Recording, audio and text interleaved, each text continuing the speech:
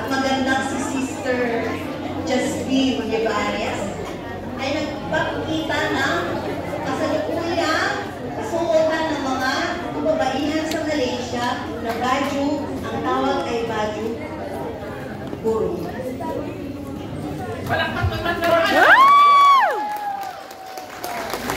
At ang baju kurung ay binubuo ng mga blouse na may buong manggas hanggang tuhod at isang mahabang palda na tinatawag na kain.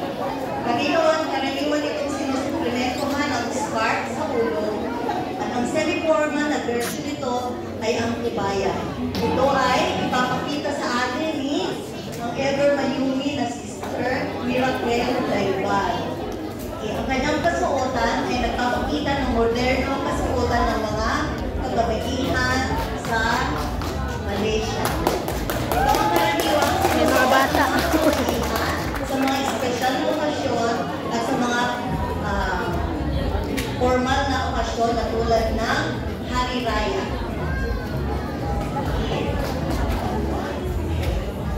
Si Miracle Tulaypa. Single pa po siya.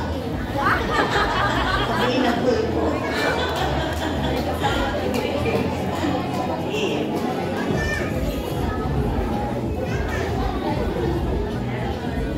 Ang ating ever graceful na si Sister Miracle Tulaypa.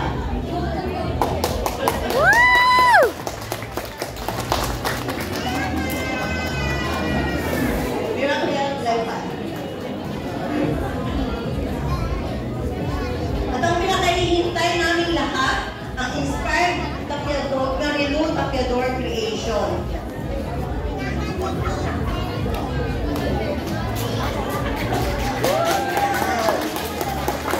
Para sa kanyang headdress na sa kanyang ulo, ito ay pinango niya sa mga gamit ng mga glitters at straw na ginamit ng mga activities ng mga kabataan. Ito ay at ang kanyang lumang damit ay masusi ng nilapatan ng mga glitters at beads upang magmukhang bago at marangya at karaniwang ito ay sinusuot sa mga pagdiriwang tulad ng Hari Raya, kasalan at ito ang kultural na kaganapan sa bansang Malaysia.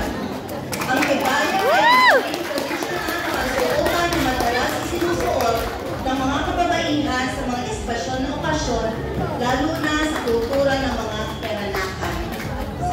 So, Sister Marilu Aquino.